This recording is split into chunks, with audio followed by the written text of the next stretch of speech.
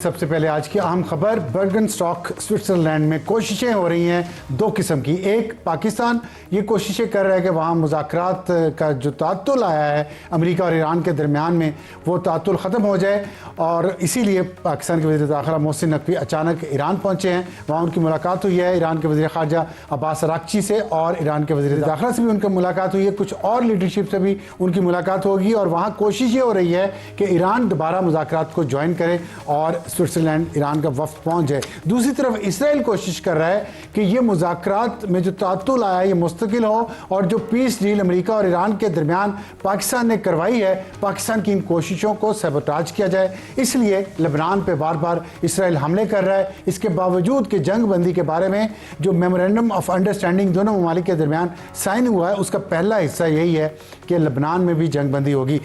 Latest खबरें वहाँ पे क्या हैं, जो मुज़ाकरात दोबारा शुरू करवाने की कोशिशें हो रही हैं, इस पे हम बात करेंगे। अनस मलिक साहब सीनियर सहाफ़ी मौजूद है इस वक्त ज़्यूरिख स्विट्ज़रलैंड में, जो बर्गनस्टॉक के बिल्कुल करीब है।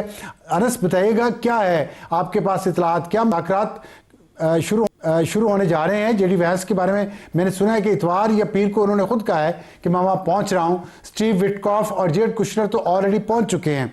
क्या डेवलपमेंट है? बहुत बहुत शुक्रिया अफसार साहब देखें, जैरेड कुशनर जो हैं इस पूरे अशना के अंदर वो बर्गनस्टॉक और स्विट्जरलैंड में ही मौजूद थे। पिछले 2 रोज से, जब से ये अनसर्टेनिटी थी कि मुज़ाकरात होंगे कि नहीं होंगे, जुमेरात के रोज़ जैरेड कुशनर जो है वो बर्गनस्टॉक पहुंच चुके थे, और फिर कल गोया जुम्मे के रोज़ जो है वो कतर के वज़ीर आज़म जो उनके वज़ीर ख़ारजा भी हैं वो भी यहाँ पहुँच चुके हैं। इस वक्त जो बैक चैनल नेगोशिएशन हैं और उसी की कंटिन्यूटी के अंदर जो है मोहसिन नकवी साहब का दौरा ईरान हो रहा है, वो सिर्फ 1 पॉइंट एजेंडे के ऊपर हो रहा है कि ईरान किसी तरह इस मुज़ाकरात के सिलसिलों को आशूर तक डिले ना करे, रादर जल्दी से जल्दी इस मुज़ाकरात के सिलसिलों को कंटिन्यू करे। और मेरे ख्याल से कल तक जो है वो हम एक्सपेक्ट कर रहे हैं कि फॉर्मल सॉर्ट ऑफ नेगोशिएशन जो है वो शुरू हो सकते हैं। हायर प्रोबेबिलिटी उसकी यही बताई जा रही है कि वो शुरू हो जाएंगे, और एक्सपेक्ट ये किया जा रहा है कि दोनों फरीक़ैन सालसीन जो हैं, गोया पाकिस्तान बतौर सालिस और जो कतर साइड है जो बतौर फैसिलिटेटर, वो उनके आला तरीन ओहदेदारान जो हैं वो ज़रूर यहाँ पे मौजूद हो सकते हैं। लेकिन उसके लिए अरेंजमेंट अभी किए जा रहे हैं। सुनने में यही आ रहा है कि शायद अगले चंद घंटों में या आज रात तक किसी वक्त में सैयद अब्बास अराग़ची जो ईरानी वफ़द लीड करेंगे वो भी अपने वफ़द के हमरा यहाँ पहुँच सकते हैं। जी, तो पाकिस्तान की तरफ से कौन आएगा फिर, और अमेरिका की तरफ से कौन आएगा? देखिए जब आपसे बात कर रहा हूं तो पाकिस्तान की जानिब से इस बात को ऑफिशियली कंफर्म कर दिया गया है कि किस तारीख को टेक्निकल टॉक्स जो हैं यहाँ पर होंगी बर्गनस्टॉक के अंदर, और पाकिस्तान की वज़ारत ख़ारजा ने इस बात को ऑफिशियली अनाउंस कर दिया जब मैं आपसे बात कर रहा हूँ। तो it gives you a sense कि चीज़ें कितनी रैपिडली इवॉल्व हो रही हैं। एंड पाकिस्तान की जानिब से हम आला सीनियर ओहदेदारान जो हुकूमती शख्सियात हैं, सिविल और अस्करी दोनों साइड से, वे आर एक्सपेक्टिंग, अभी तक नाम सामने नहीं आ रहा सिक्योरिटी वजूहात की बुनियाद पे, लेकिन पाकिस्तान की जानिब से इस बात को ऑफिशियली कंफर्म कर दिया गया है कि 21 जून को टेक्निकल टॉक्स जो हैं इस्लामाबाद मेमोरेंडम ऑफ अंडरस्टैंडिंग के फॉलो अप में वो बर्गनस्टॉक स्विट्जरलैंड में होंगी। जी ठीक है, हाँ, ये उनका आ गया, मैं भी पढ़ रहा हूँ इसको। और इसमें अमेरिका और ईरान के नुमाइंदे, जबकि पाकिस्तान और कतर के सालसीन नुमाइंदे शिरकत करेंगे। तो अभी तक पाकिस्तान ने लेकिन ये नहीं बताया कि वहाँ पे कौन आएगा। तो इसका मतलब हम क्या ये समझें कि जेडी वैंस नहीं आएंगे? क्योंकि अगर अब्बास अराग़ची आ रहे हैं तो अमेरिका से भी स्टीव विटकॉफ लीड करेंगे, या मार्को रूबियो वहाँ से आएंगे? नहीं जी, जेडी वैंस नहीं ट्रैवल करे। इस डेलीगेशन को अब्बास अराग़ची और स्टीव विटकॉफ दोनों स्पेयर हेड करेंगे अपनी अपनी जानिब से। और मेरी अंडरस्टैंडिंग ये है कि पाकिस्तान से भी सीनियर ओहदेदारान जो है वो सिक्योरिटी या सिविल अस्करी हुकाम से सीनियर जो ओहदेदारान है इस पूरे प्रोसेस से जो क्लोज रहे हैं वो उसमें इन्वॉल्व होंगे। जी, क्या मुमकिन है कि पाकिस्तान के वज़ीर ख़ारजा या पाकिस्तान के वज़ीर दाखिला में से कौन आपके ख्याल में वहाँ पे पहुँच सकते हैं मुज़ाकरात को पाकिस्तान की तरफ से रिप्रेजेंट करने के लिए? देखें, वज़ीर ख़ारजा साहब क्योंकि कायरो में R4 की मीटिंग के लिए मौजूद हैं, और उनके हमरा जो हैं वो दीगर वज़ारत ख़ारजा के हुक्काम भी मौजूद हैं। और वज़ीर दाखिला साहब, जैसे मैंने आपको बताया कि उनके विज़िट का एक ही 1 पॉइंट एजेंडा था, और वो ये कि किसी तरह ईरान जो है वो आशूर तक ये मामलात को डिले ना करे। तो इस कॉन्टेक्स्ट के अंदर मेरे ख्याल से हायर प्रोबेबिलिटी मोहसिन नकवी साहब जो वज़ीर दाखिला हैं उनकी यहाँ ज़ूरिख आने की, बर्गनस्टॉक आने की हायर प्रोबेबिलिटी मौजूद है। जी, ठीक है, तो वहाँ मूड क्या है? इंटरनेशनल मीडिया तो वहाँ काफ़ी पहुँचा हुआ है, पाकिस्तान का मीडिया भी मौजूद है। क्या मायूसी हुई है ये मुज़ाकरात के डिले होने से, और उसमें इसराइल को क्या जिम्मेदार समझा जा रहा है इस बात का? देखिए, इजराइल हैज बीन स्पॉइलर इस पूरे प्रोसेस के अंदर, ये कहना गलत नहीं होगा। मायूसी मायूसी उस तरह से नहीं थी, ये डिजेक्शन थी। डिजेक्शन जो थी वो पाकिस्तानी साइड जो है उस डिजेक्शन को खत्म करने के लिए, उस गैप को ब्रिज करने की कोशिश कर रही थी, और उसी की कंटिन्यूटी के अंदर हम देख रहे हैं कि कल जो होने वाले जो मुज़ाकरात हैं वो बिल्कुल ही जिसे कहते हैं नविश्ता दीवार हो चुके हैं between now and the next few hours. यहाँ देखना है कि इजराइल जो है वो कितना इस प्रोसेस को स्कटल करने की कोशिश करता है।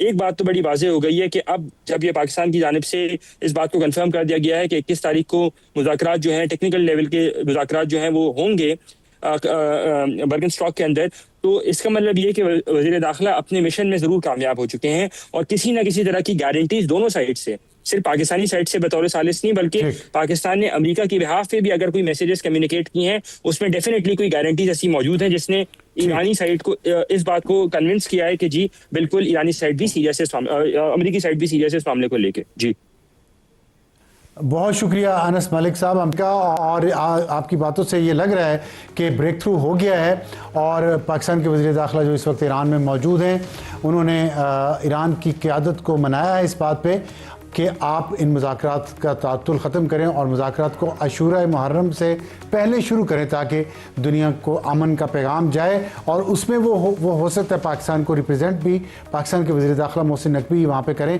बहुत कामयाबी है पाकिस्तान की इस सेंस में कि इसराइल की पूरी कोशिश है कि इन मुज़ाकरात को सबटाच किया जाए, इस पीस डील को ख़त्म किया जाए, और पाकिस्तान ने जितनी कोशिशें की हैं उनको ख़राब किया जाए। लेकिन लगता है कि इसराइल को एक बार फिर मायूसी होने जा रही है। आज के एडिटोरियल का, और आज का एडिटोरियल है तेल की कीमतें तो कम होगी लेकिन महंगाई अभी भी कमर तोड़ है। आपको बताते हैं लेटेस्ट सूरत हाल क्या है कि पेट्रोल की कीमत जब जंग शुरू हुई फरवरी 2026 में उस वक्त 266 रुपये थी। इस वक्त जून 2026 में कम होके जब जंग रुक गई है 299 रुपये पे है। पेट्रोल पर लेवी फी लीटर 84 रुपये थी फरवरी में, जून में 66 रुपये, कम हो गई है उस वक्त से। डीजल फी लीटर 280 रुपये उस वक्त था, अब 311 रुपये है। डीजल पर लेवी उस वक्त 76 रुपये थी, आज 72 रुपये पर लीटर है। तो काफ़ी कमी इन चीज़ों में आई है। लेकिन उस वक्त जो किरायों में इजाफा हुआ था 30 से 50% तक इजाफा किया गया ऑनलाइन टैक्सीज और पब्लिक गाड़ियों में के किरायों में, जो अब नीचे की तरफ आ रहा है, लेकिन वो उतना नीचे नहीं आ रहा जितना वो बढ़ाया गया था। हालांकि तेल की कीमतें नीचे आ गई हैं, और all Pakistan public transport owners federation ने डीजल की कीमत में कमी पर बसों के किराए में 15% कमी का ऐलान किया है। हालांकि ये बढ़ाया गया था 30 से 50% तक। तो इस पे किसने अमल करवाना है? इस पे हुकूमतों ने अमल करवाना है, सूबाई हुकूमतों ने अमल करवाना है, ज़िले इंतजामिया ने अमल करवाना है, लेकिन कोई नहीं करवा रहा। और अब आज भी बस स्टैंड पर मौजूद शहरियों का ये कहना है कि ये सारा वैसे का वैसे ही चल रहा है। दूसरी तरफ अगर हम अशिया खुर्दोनोश देखें जिनकी कीमतें बढ़ाएगी इस बुनियाद पे कि जी ये तो तेल की कीमतें बढ़ गई हैं। आटा उस वक्त 10 किलोग्राम 1000 से 1200 रुपये तक, आज 1200 से 1300 तक है। चीनी 1000 से 1300 रुपये 10 किलोग्राम, आज 1500 है, उसकी कीमत भी ज़्यादा है। चावल 1400 रुपये, आज 1250 से 2000, उसकी कीमत भी ज़्यादा है। तेल 5 लीटर 2500 रुपये का था, आज 2850 से 3150। आप देखें कितना अभी भी महंगा है। बड़ा गोश्त 1100 से 1400 रुपये फी किलो, अब 1200 से 1500। छोटा गोश्त 1700 से 1800 रुपये, और अब 2500 से 3000 रुपये पर केजी है। और मुर्गी 1 किलोग्राम 450 की थी, अब 550 रुपये की है। दूध 1 किलोग्राम 180 रुपये तब था फरवरी में, अभी 250 से 220 के दरमियान। अंडे 1 दर्जन 250 से अभी 230 है। दही 200 रुपये था उस वक्त, अब दही 240 से 280 रुपये। इसी तरह अगर आप सेब, केले, आलू, प्याज, टमाटर, लहसुन, दालें देखें तो आपको अंदाज़ा होगा कि जो कीमतें फरवरी में थी तेल की कीमतें बढ़ने की वजह से बढ़ाई गई, अब वो कम नहीं की जा रही। हालांकि तेल की कीमतें हुकूमत ने काफ़ी हद तक कम कर दी हैं। सूबाई हुकूमतें, सूबाई इंतज़ामिया किधर है? अवाम किससे जाके फरियाद करें, किसको कहें? तो सूबाई हुकूमतों का, ज़िले इंतज़ामिया का ये फ़र्ज़ है कि जिन्होंने कीमतें बढ़ाई उनकी कीमतें वापस वहीं पे लेके आई जाएं जहां पे फरवरी में थी, जब तेल और डीजल की कीमतें कम थी। आज के इतना ही। खुदाफिज एंड गुड नाइट।